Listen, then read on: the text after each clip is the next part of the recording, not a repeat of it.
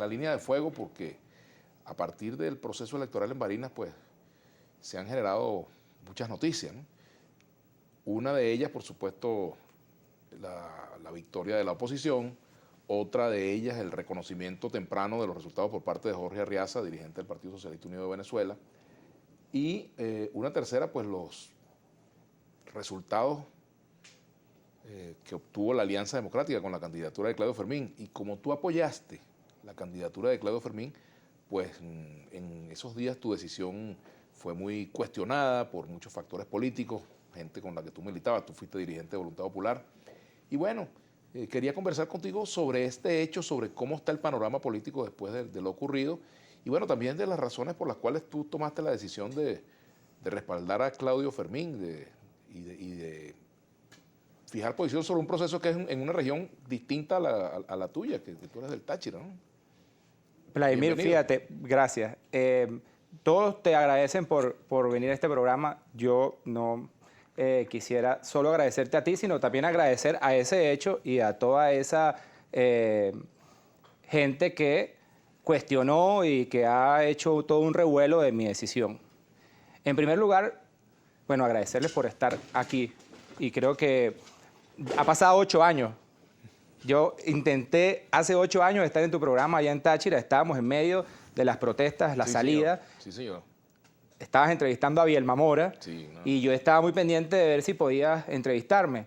Y bueno, han pasado 8 largos años y yo hoy me siento privilegiado de estar en esta silla porque no solamente he cambiado la forma de pensar sobre mí, sobre lo que creo, sino que también pienso muy distinto a como pensaba sobre tu postura como periodista. Y parte del cambio, y quiero iniciar con esto, el cambio es a pesar de todos nosotros. Las cosas están cambiando, el cambio es algo que está allí y uno decide si se pone a la vanguardia del cambio en la mitad o se queda fuera del cambio. O a la cola. O a la cola. Y el que no es capaz de cambiar de opinión no es capaz de cambiar nada, Vladimir. ¿Qué ha cambiado Daniel Ceballos? Vamos a ver, desde hace esos 8 años. Bueno, la visión. Yo considero que hoy, después de haber pasado por la cárcel, después de haber estado fuera de la política, después de mi regreso a la política y de haber vivido lo que todos hemos vivido en este país, que ha sufrido mucho, en carne propia, considero que no podemos tener salidas de corto plazo. No podemos vivir en una situación imaginaria, fantasiosa. Tenemos que vivir de la realidad. Tenemos que entendernos, tenemos que cooperar el uno con el otro, tenemos que ayudarnos, tenemos que buscar la construcción de consensos, tenemos que buscar soluciones, dar respuesta a muchos problemas. Tenemos que perdonar y tenemos que perdonarnos nosotros primero y perdonar luego a los demás, porque esa es quizá una necesaria condición. Si nosotros no somos capaces de perdonarnos a nosotros, quizá no podemos perdonar a los demás. Y yo fui a Barinas para fijar una posición y fui porque quise. Fui porque quise, porque considero Barinas sigue siendo hoy el centro de la política y todos vimos al gobierno llevar los ministros, llevar los generales, llevar los autobuses, todos los vimos. Yo creo que había que ir allá a fijar posición, había que ir allá a estar en la última de las elecciones, de las 23 elecciones que se dieron, de las 22 faltaba una, 23 porque esto también se había dado, ya tenía un resultado. Pero había que estar ahí y había que decir algo desde ahí. Y bueno, ¿qué dije yo? Bueno, dije lo que mantengo. Considero que es importante que tengamos una visión del país distinta a la que representa el corto plazo, la salida, la invasión y todas estas, en mi opinión, fantasías que han venido llevándonos durante más de 20 años al fracaso. Ahora, fíjate una cosa, Daniel, a propósito de lo que tú dices. Tú dices que hubo un resultado el 21 de noviembre y efectivamente lo hubo en esa elección, dicho por el propio Tribunal Supremo de Justicia, la ganó Freddy Superlano, esa elección la perdió el gobierno.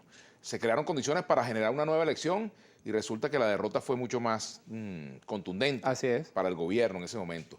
Y bueno, tú en lugar de respaldar la candidatura del factor político que ganó la elección, tú decidiste respaldar la candidatura de Claudio Fermín. ¿Pero por qué? Sí, pero más allá de que sea un nombre, no se trata de que sea Claudio Fermín, aunque creo que Claudio tiene una gran preparación, ha sido candidato presidencial, tiene una trayectoria política, y es una persona que se entiende con el gobierno, es una persona que se tragó el sapo. Se tragó un sapo, que nadie quiere tragarse el sapo en política, y se sentó con el gobierno y abrió un diálogo con el gobierno que permitió estas elecciones. Y no podemos olvidar que los que están allí hoy celebrando en Barinas estaban en contra de ir a la elección. Y yo creo que de ese reconocimiento pasa poder construir entre todos nosotros. Yo creo que el gobierno no iba a permitir, y eso creo lo comparto con todos los venezolanos, no iba a permitir que Freddy Superlano, de Voluntad Popular, representando el partido de Leopoldo López, gobierne Barinas, para que se instale allá el interinato y tengan allí toda una, digamos, posibilidad de reconstruir un escenario de conflictividad. Eso creo que está allí en los temores que puede tener el gobierno y que también puede tener mucha gente.